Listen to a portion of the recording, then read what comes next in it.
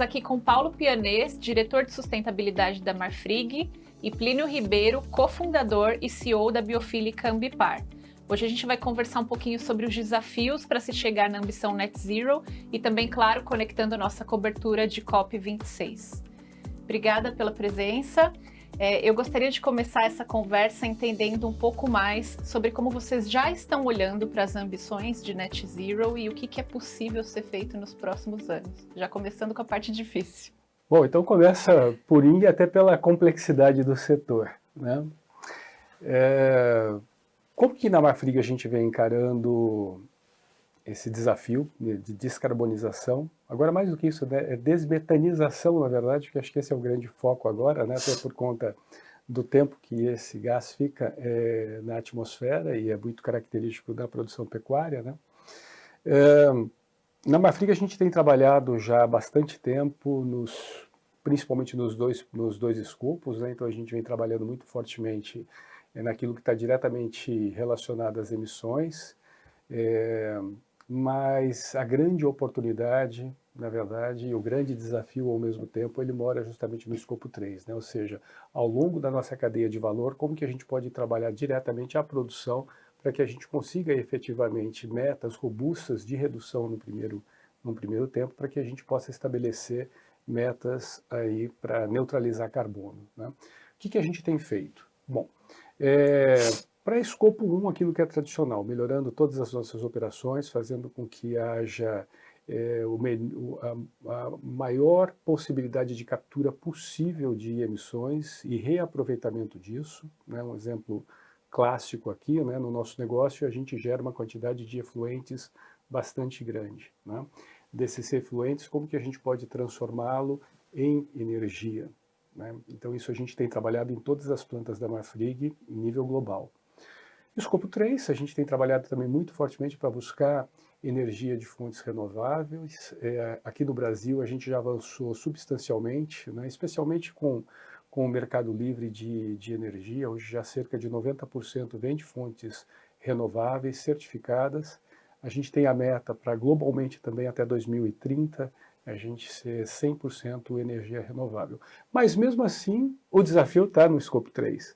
E quando a gente fala de escopo 3, ele tem um grau de complexidade muito grande, porque mais de 90% acontece no produtor e na criação do animal propriamente dita, né? E como que a gente vem enfrentando esse desafio?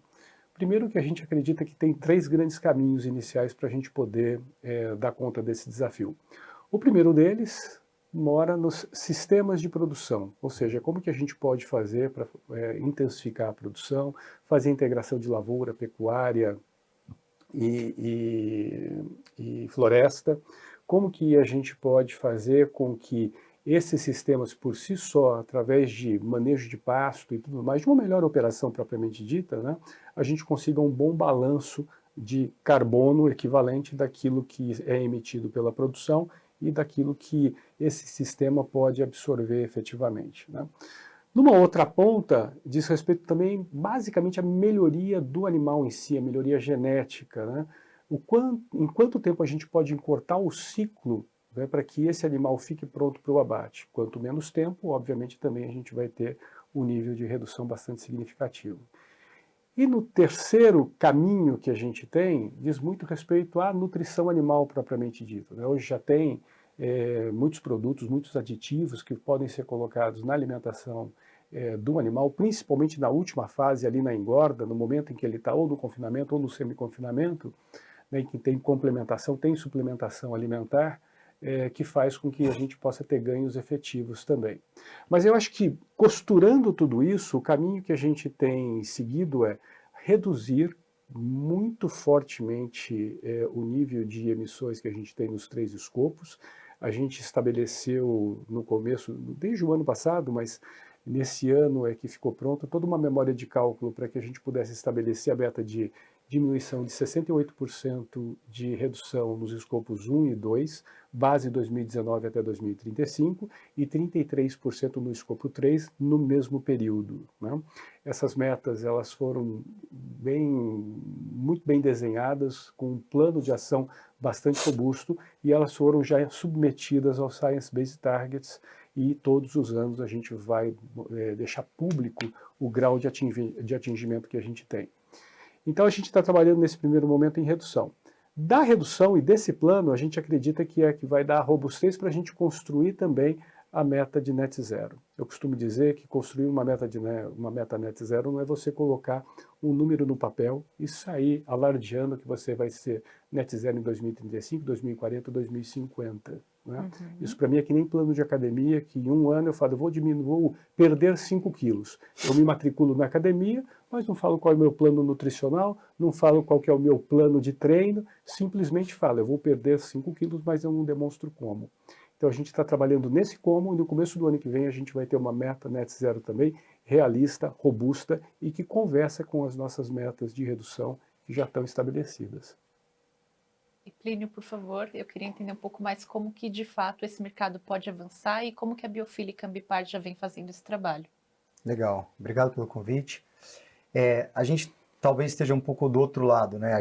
A Biofílica é uma empresa que foi precursora aqui no Brasil no desenvolvimento de projetos de carbono. A gente começou trabalhando num mecanismo que é o que mais gera volumes, que é o RED+, que é a redução do desmatamento, que é justamente a agenda mais importante do ponto de vista de redução de emissões para o Brasil. Então a gente está há muito tempo oferecendo os nossos créditos, né, oferecendo os nossos serviços para empresas que buscam a neutralidade, até muito antes desse termo Net Zero existir, né? Eu fico satisfeito com o termo e a forma como esse termo engajou o setor privado como um todo. Isso não é só Brasil, isso é claramente, acho que isso nem é mais tendência, isso é uma realidade mundial. Hoje são milhares de companhias, né, com esse tipo de meta. Paulo tem toda a razão, não adianta só pôr a meta, a gente precisa dos planos. E uma coisa que eu acho que é bem importante nesse sentido é a compensação, né, que é o que eu vendo, o meu produto é a compensação, ela tem que ser olhada como a última etapa dessa jornada, né? Esses planos, essas atitudes, principalmente a implementação disso que, por exemplo, o Paulo exemplificou aqui no caso da Marfrig, é o mais importante, né? Mas vão ter aquelas emissões que não vão ser possível de ser reduzidas, né? Ou só vai ser possível daqui a muitos anos. E enquanto isso, existe uma janela de oportunidade para que essas companhias invistam em projetos que sequestram ou evitem o carbono ser emitido, e a gente ganha tempo protegendo floresta, plantando floresta, né, restaurando, ou mesmo desenvolvendo novas práticas de agropecuária que sequestram carbono no solo.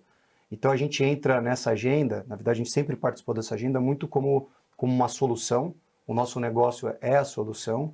E agora com a Ambipar, que é um movimento recente, né, a gente foi adquirido pelo grupo recentemente, a gente passa a levar também para os clientes da Ambipar o que a gente tem chamado de uma gestão de gases de efeito estufa. Então ainda são poucas companhias que estão nesse estágio de entendimento, capazes não só de colocar uma meta, mas um plano. Infelizmente ainda a grande parte das companhias ainda está muito atrás disso, e elas precisam de ajuda nisso. Então a Ambipar é uma empresa que está há quase 30 anos fazendo gestão e valorização de resíduos, com um lema aterro zero.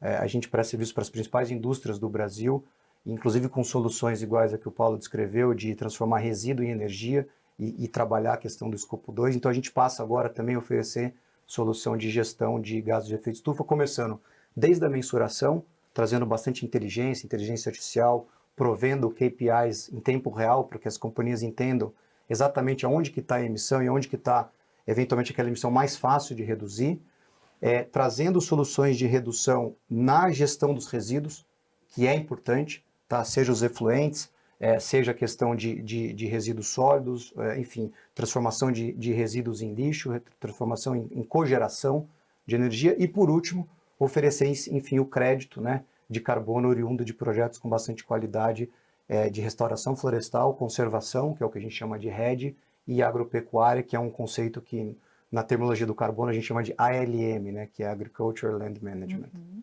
E o que falta para que essas metas de fato virem planos nas empresas brasileiras hoje e as empresas estejam envolvidas com a questão do Net Zero? Olha, eu acho que a gente está assim apesar da urgência do problema, né, que está sendo alertado aí diariamente, ainda mais agora durante véspera e durante COP, mas eu acho que o grande diferencial e algo relativamente recente foi a influência e o poder que está sendo colocado por conta do setor financeiro, né? Hoje você não tem mais nenhuma casa de gestão, você não tem nenhum investidor institucional que não tenha uma preocupação que essas investidas participem dessas soluções, né? Então a gente chama de mercado voluntário, né, quando a gente está neutralizando, mas de voluntário não tem mais nada, né? Porque hoje qualquer CEO é meta net zero, é meta aterro zero, é meta um percentual mínimo de reciclagem no pós-consumo. Então essas coisas não é mais voluntário, não é uma decisão mais de um ou outro executivo, né? Então por um lado você tem o sistema financeiro fazendo essa pressão, por outro lado você tem os consumidores fazendo essa pressão. Essa confluência de forças, né? Eu acho que ela é inabalável. Eu acho que é uma questão de ou faz ou você está realmente fora do mercado em questão de pouco tempo. E do lado de Marfrig, quais são os desafios para que de fato essa meta seja cumprida no tempo proposto e já divulgado por vocês? Bom, eu acho que o desafio ele mora muito na própria execução do plano que é estabelecido, né? É claro que quando a gente fala em descarbonização, ou quando a gente fala nas metas, no cumprimento das metas que foram estabelecidas, ela acaba conversando com uma série de outras questões que são importantes no na agropecuária brasileira, né? E o Plínio falou de combate a desmatamento, porque grande parte das emissões no agro no Brasil está muito relacionada à mudança no uso da terra, né? Então, no escopo 3 da Marfrig, a gente não tem mudança no uso da terra, até porque ainda é muito complexo você estabelecer mecanismos de cálculo para você poder contabilizar isso. Agora, de qualquer maneira, quando a gente fala em intensificação, quando a gente fala em integração, quando a gente fala em produtividade, quando a gente fala em melhor lotação dos animais no pasto, automaticamente você faz com que não haja necessidade de supressão de novas áreas, né? Então, não é à toa que eu costumo, como lá na Marfrig, né, a gente tem meta de ser zero desmatamento na nossa cadeia ao longo dos próximos 3 anos, agora 4 anos na Amazônia, e em 10 anos em todos os biomas nos quais a gente origina, nos quais a gente atua, né? Então eu diria que o como hoje é basicamente a gente ter muito claro quais são as fontes de emissões que estão atreladas à nossa cadeia e como você consegue articular mecanismos, meios e recursos para fazer com que isso efetivamente seja reduzido. E é como o Plínio falou, a gente vai chegar num momento em que essa redução, ou ela vai ficar muito cara, ou ela vai ficar muito demorada, ou talvez ela nem seja possível. Aí entram os mecanismos de compensação. Eles são importantíssimos também, e eu acho que tem muita oportunidade para se desenvolver ainda esses mecanismos. Eu acredito que ele já se desenvolveu muito, mas tem oportunidades enormes ainda nisso, né? Então, o fato é como que a gente operacionaliza isso ao longo da cadeia.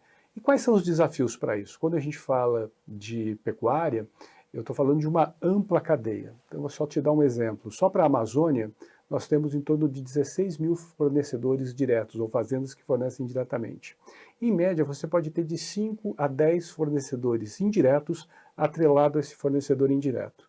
Se eu pegar o número maior, 10, eu estou falando de 160, 176 mil fornecedores só da Marfrig. São 176 mil fazendas envolvidas nesse escopo 3, né?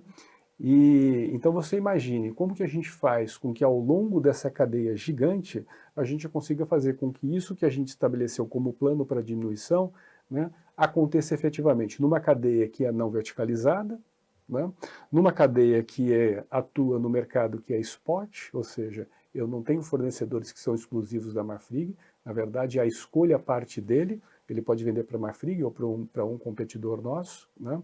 Então é como que nós conseguimos efetivamente estabelecer um nível de engajamento em que aquilo que está sendo desenhado efetivamente consiga ser implementado, né? Então, e aí eu acho que tem dois aspectos. Obviamente, como que a gente lida e engaja esse fornecedor, e tem que ter uma abordagem setorial também. Aliás, isso não é só na pecuária, isso é em todo e qualquer setor, na verdade, né? E eu acho que aí também tem muita oportunidade para ser feita ainda. O que eu vejo ainda nas empresas é que tem muitas ações que são individuais, e a gente acaba perdendo a oportunidade de sinergias em ações conjuntas e fazer com que isso pudesse ter uma escala muito maior ainda. Então, claro, a gente está ali trabalhando naquilo que é possível individualmente enquanto empresa, engajando a sua cadeia de valor, né? Mas dentro dessa cadeia de valor a gente tem que pensar que ela é mais ampla, né? Que tem um amplo setor também que poderia pensar isso de uma maneira conjugada. E quais são essas oportunidades e o que falta para que elas de fato aconteçam? Olha, as oportunidades são bem claras. A gente está falando de praticamente três coisas quando a gente olha para a propriedade rural. A gente está falando de, evitar o desmatamento, pelo menos evitar aquele desmatamento do excedente da reserva legal, que pode ser legalmente desmatado ainda. A gente está falando de restaurar floresta, e aí não é restaurar floresta por floresta, a gente tem que ter um cuidado de zoneamento.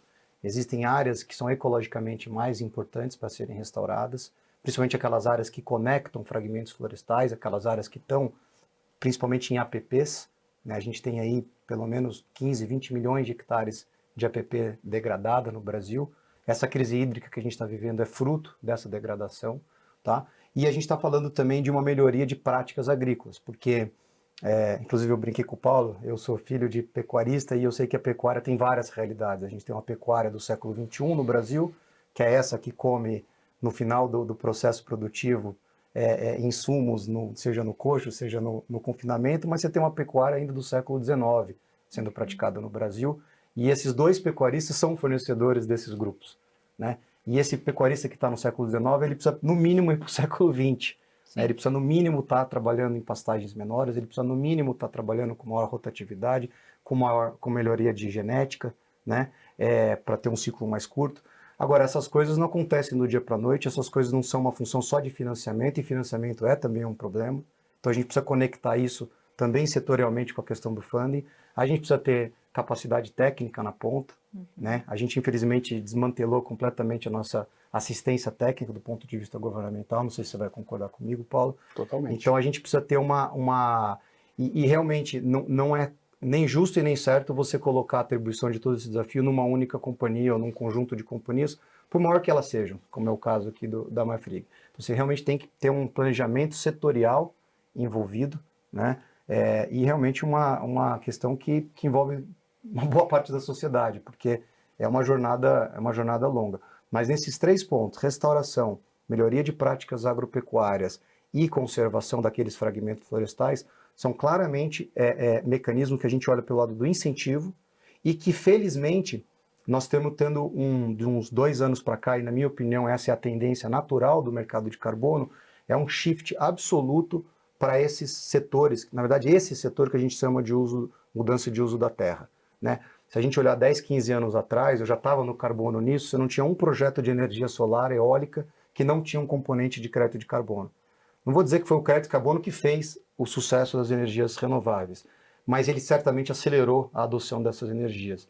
E eu vejo, talvez com um grau de otimismo, que a mesma coisa está acontecendo no uso da terra, né? A gente, há 2 anos atrás, não tinha qualquer capacidade de levantar financiamento para restaurar floresta no Brasil, não só floresta comercial, porque isso já faz há 100 anos, mas restauração de paisagem. Hoje, ontem mesmo no jornal, tinha anúncios aí de bilhões de reais agora para restauração de paisagem. A gente tem um projeto grande no Pontal do Paranapanema de 60 mil hectares de restauro, ou seja, são atividades que passam a ser viáveis economicamente agora em função desses mercados de serviços ambientais, desses mercados de carbono. E tem uma questão do desenvolvimento do setor como um todo, né? Quando a gente fala da agropecuária, do uso da terra, a gente não está falando de uma empresa isoladamente. Então, eu queria entender também um pouco do papel da Marfrig para influenciar a cadeia como um todo e o setor. Não, sem dúvida, é aquela abordagem de cadeia que eu te falei, né? Mas isso aqui dá um gancho bom com o que eu acabo de ouvir do Plínio, e com o qual eu concordo plenamente, né? A gente lançou no ano passado um programa que chama Marfrig Verde Mais, né? E na verdade é no cômputo desse plano como um todo que também está toda a parte, todo o plano de descarbonização ao longo da nossa cadeia, né? E esse plano ele está calcado exatamente no que o Plínio acabou de falar. A gente parte de uma premissa hoje de inclusão. Nos últimos 12 anos, todo o setor que está envolvido no agro, seja na pecuária, ou por exemplo na soja, ou na palma, né, sempre foi feito um filtro, você pode e você não pode. Só que quem não pode, né? De exclusão, só que quem não pode continua produzindo. Né? Na pecuária, boi de velho não morre no pasto. Né? Se eu não compro, alguém vai comprar. Então não é a maneira mais inteligente de se fazer isso, e isso se prova que nos últimos 12 anos a gente não endereçou adequadamente ainda o desafio que se tem de conciliar produção com conservação. Então a gente parte de uma premissa nova que é de incluir. Para incluir, a gente tem 2 pilares básicos e um terceiro que é de controle. O primeiro pilar é que você precisa de recurso, necessariamente. A pecuária no Brasil, como ele falou, né, que você tem pecuária do século XIX e pecuária que já está caminhando aí para lá do século XXI daqui a pouco. Mas o que acontece é o seguinte, no Brasil, a gente tem 5 milhões de propriedades rurais. 2,5 milhões de propriedades rurais têm algum grau pecuária de corte. Dessas, em torno de 70% tem menos de 100 hectares. E 83% delas, né, são de produção familiar. Isso dados do censo agropecuário. Né? E não bastasse isso, mais de 75% quando a gente fala de pecuária, se dedica à cria, são os pequenos produtores. Esse pequeno produtor, ele não tem acesso a crédito, porque ele tem problema ou de regularização fundiária, de regularização ambiental, né? E se ele não tem acesso a crédito, ele não vai ter acesso ao segundo pilar, que é tecnificação, é tecnologia, assistência técnica, é melhoria na gestão do pasto, melhoria na gestão da alimentação do animal, melhoria na sanitária. Ele não tem acesso a isso. Então a gente cria um ciclo vicioso que, como ele não maneja bem, por exemplo, o pasto, e ele precisa de pasto novo, e está numa pecuária quase de subsistência, ele vai suprimir área nova. Então a gente não consegue. Então o plano ele foca desenvolvimento de mecanismos financeiros mais inovadores, tanto daqueles que é buscar dinheiro lá fora, que hoje tem muito dinheiro disponível para isso, para você poder viabilizar, quanto acesso desse produtor a crédito. A gente tem que ter uma revolução na concessão de crédito no Brasil, e isso diz respeito a como os bancos concedem crédito hoje. Né? E o terceiro, feito essas duas coisas aqui, aí sim faz sentido e a gente tem condições de monitorar, de rastrear, de aplicar tecnologias que já existem hoje, né, mas que a gente tem uma série de pré-condições para que isso possa acontecer de maneira adequada. Eu costumo dizer que o desafio que a gente tem na pecuária, antes de ser ambiental, ele é social também. Né? Então tem que ter esse equilíbrio para a gente conseguir efetivamente direcionar ações efetivas. E isso a gente faz de que maneira? Setorialmente, que é a pergunta que você me fez, né? Eu tenho que envolver bancos, e a gente tem conversando muito fortemente, a gente tem que envolver a academia, a gente tem que envolver as instituições de pesquisa, a gente tem que envolver parceiros como aqui o Plínio nos traz hoje a experiência da biofílica, a gente tem que envolver todos esses atores de alguma maneira para que a contribuição, seja, a gente tem que envolver poder público, setor público, a gente tem que ter políticas públicas mais efetivas, como ele falou, né? A assistência técnica no Brasil hoje está muito complicada, quase que desapareceu. Né? Então, nesse plano, que tem mais de 40 iniciativas, né? E que publicamente a gente vem mostrando o que já aconteceu, o que deu certo, o que não deu, como que a gente tem que redesenhar aquilo que não deu tão certo, né? É porque a gente acredita que essa nova abordagem, esse approach, é o que vai substituir e vai fazer com que a gente consiga dar conta dos desafios que estão postos. E é importante entender o quanto esses desafios, o quanto essas metas dependem do que vai ser definido na COP26, né? O que se espera em relação à conferência em si para que o mercado evolua? Eu não sei se eu concordo, vou ser um pouco polêmico aqui. Vou fazer um recorte aqui na minha resposta do mercado voluntário, né, que eu mencionei. Eu estava ontem, inclusive, participando de uma conversa fechada. A Biofílica é membro da IETA, International Emissions Trading Association. É uma organização guarda-chuva que reúne as principais empresas do mundo que atuam em mercados voluntários regulados. E alguém fez esse comentário, o que vai acontecer com o mercado voluntário se o artigo 6 for ou não for para frente? E deram uma resposta que eu achei super curiosa. O mercado voluntário vai dar muito certo, vai ganhar muita atração se a gente tiver um bom artigo 6, e o mercado voluntário vai dar muito certo e ganhar muita atração se a gente não tiver nenhum acordo no artigo 6. Porque as empresas não estão mais esperando os governos. A verdade é essa. É claro que se os governos estiverem alinhados, os incentivos e as políticas públicas estiverem alinhados, todo mundo ganha, a maré sobe para todo mundo. Mas as companhias não estão mais esperando os governos. Nós estamos discutindo o artigo 6, eu estou indo para a minha 11ª COP, e eu sempre olhei floresta e mercado praticamente. E assim, é cansativo, né? E você imaginar um mercado regulado, onde você tem países com metas diferentes, umas metas são absolutas, como é o caso do Brasil, outras metas são proporcionais, outros nem têm metas, e a gente imaginar que de repente a gente pode fazer esse tipo de troca, eu acho bastante desafiador, e eu acho que talvez seja por isso que a gente não está chegando em lugar nenhum, né? Eu vejo talvez eu vejo o mercado, o que a gente chama de mercado voluntário, né? Eu vejo mais como uma forma de interação entre empresas que querem fazer alguma coisa e como que você faz isso de forma mais efetiva, tá?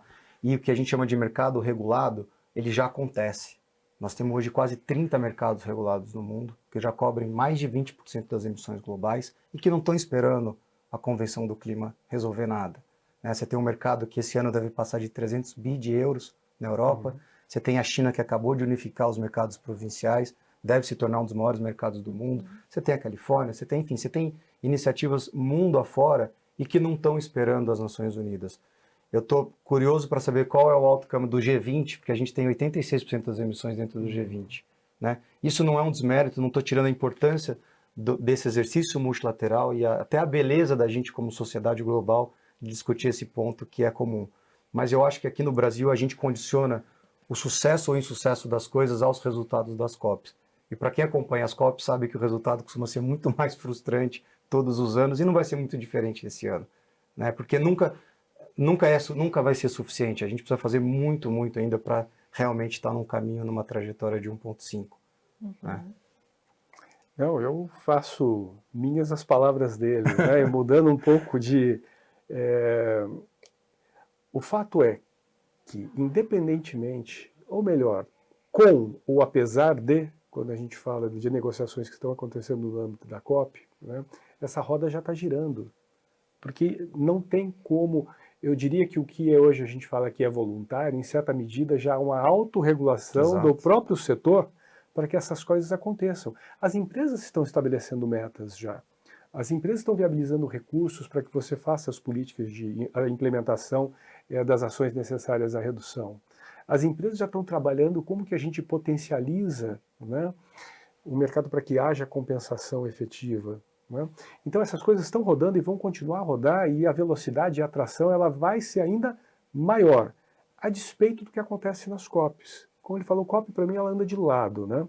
Você tem COP para todos os anos, tem aquelas que são mais marcantes, olha, você tem Copenhague, depois você tem Paris, agora tem Glasgow, são aquelas que ganham um destaque maior. Né? Mas se você pegar o histórico de cada uma delas, do que foi estabelecido lá atrás, e olha o que vem até aqui hoje, né, e faz uma comparação com o que tem acontecido no mercado, né, é abissal a distância do progresso que se teve nessa ponta aqui e do que se estabeleceu ali. Né.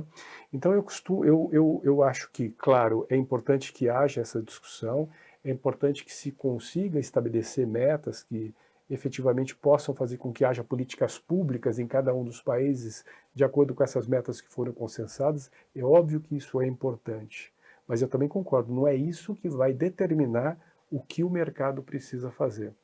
Eu acho que o mercado ele já entendeu isso, as empresas já entenderam isso. Né? E quando eu falo mercado como um todo, é porque o investidor está cobrando a minha empresa, Exato. Que é uma empresa de capital aberto.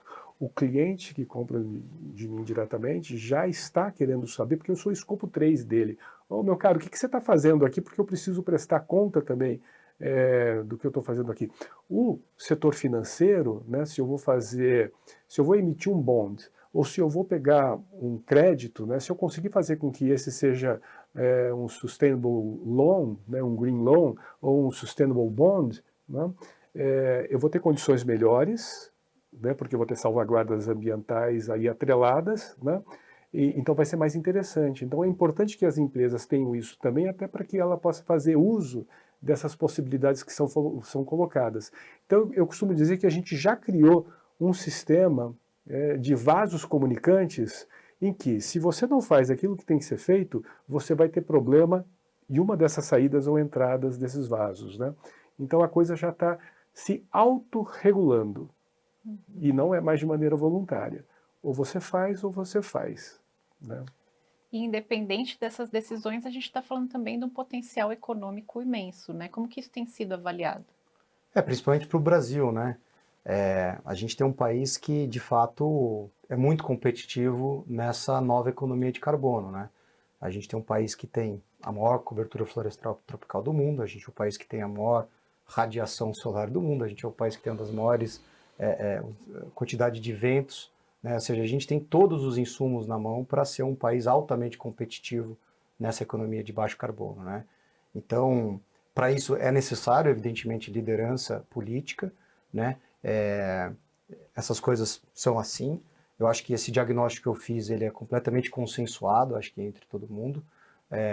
Então a gente de fato tem, e principalmente, como eu disse antes, no caso, de novo, eu estou puxando um pouco para o que eu trabalho, mas no caso dos mercados voluntários, está havendo um shift gigantesco. Eu acredito que daqui a 5 anos a gente não vai mais ver crédito de carbono de origem energética no sistema.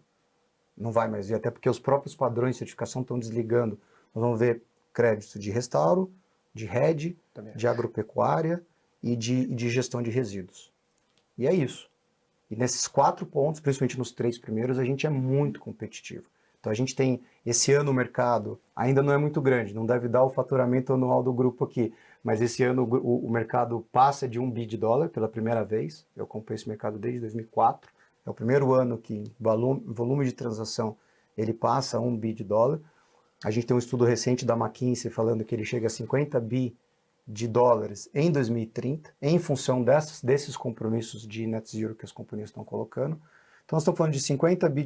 Se a gente imaginar que o Brasil tem todas as condições de captar 20% desse mercado, nós estamos falando de $10 bi. Ao câmbio de hoje, 55 bilhões de reais, né? Isso aí é infinitamente maior que o orçamento inteiro do Ministério do Meio Ambiente, por exemplo, né? Então a gente pode ser muito competitivo, a gente está num país que pode atrair grandes somas de capital internacional para fazer essa transição justamente no setor onde a gente é muito intensivo em carbono, que é, de novo, no setor de uso do solo. Paulo, quer completar ou trazer mais algum insight em relação a isso? Não, eu acho que eu estou absolutamente em linha, né? E como ele falou, né? A gente está num país que as pré-condições estão dadas. Eu acho que COP é importante sim, mas se a gente pensa em poder público, eu estou muito mais preocupado em que tipo de política pública a gente tem para que possa incentivar esse potencial que aqui está instalado, né? Por exemplo, a gente tem um potencial de melhoria na produção agropecuária no Brasil que permite ainda um nível de restauração monumental, que pode se converter, né, para esse mercado voluntário que ele está acabando de dizer, né? A gente tem uma capacidade de geração de energia de fontes renováveis, né, absolutamente subaproveitada. Está instalada aqui também. A gente tem oportunidades monumentais, né, de destinação e uso de resíduo como fonte, como biomassa, em praticamente todos os segmentos, né? Então as condições estão postas, mas eu acho que ainda tem que produzir, tem que engendrar um aparato, aí sim, regulatório, do ponto de vista de política pública, que dê tração a isso. Mas, de novo, mesmo que isso não exista ainda, né, o próprio mercado, as próprias empresas, né, como um todo, estão fazendo com que, de alguma maneira, isso seja viabilizado. E ano após ano isso vai ganhar velocidade. Sim. Só complementar, vou dar 2 exemplos, acho que de políticas públicas que são fundamentais, né? Por um lado, a questão do crédito. A gente está vivendo agora uma volta do aumento da taxa de juros, né? Ou seja, o crédito rural, aquele crédito plano safra, ele vai voltar a ter uma importância maior como já teve no passado. A gente viveu um momento de uma doce ilusão, né, de um juros muito baixo, onde os recursos de tesouraria dos bancos começaram a ser até maiores do que o crédito do plano safra. A gente tem todos os instrumentos na mão para que seja... A gente não tem que ter o ABC, a agricultura de baixo carbono, como um componente do plano safra. 100% do plano safra tem que ser agricultura de baixo carbono. A condição para tomar crédito na agropecuária tem que ser uma agricultura de baixo carbono, tem que ser práticas agrícolas, tem que financiar práticas agrícolas que levam para um aumento de sequestro de carbono no solo. Um exemplo. Outro exemplo, desmatamento ilegal. Isso não dá para a empresa fazer, né? A gente pode gerenciar uma área, na biofílica, por exemplo, a gente trabalha com hoje quase 2 milhões de hectares de florestas na Amazônia, mas é um pedaço ínfimo perto do total da Amazônia. A gente não pode esquecer que quase 90% do desmatamento é ilegal. Ilegalidade se trabalha com comando e controle, com inteligência, com monitoramento, com tecnologia de ponta. Então essas coisas sim são responsabilidade do setor público. E você tem vários ganhos, não só quando o setor atua, e a gente já atuou, né? A gente é parte acredito que o Marfrig também, da coalizão Clima, Floresta e Agricultura, né? A gente está toda hora na coalizão discutindo isso. A gente teve uma redução de 83% da taxa de desmatamento entre 2004 e 2012. Ou seja, e nesse mesmo tempo a gente cresceu, exportou commodities, teve boom, teve tudo, né? Trouxemos receita. Então não são coisas que se competem, pelo contrário. Agora, a gente precisa de fato atacar esse problema, porque não é só o desmatamento.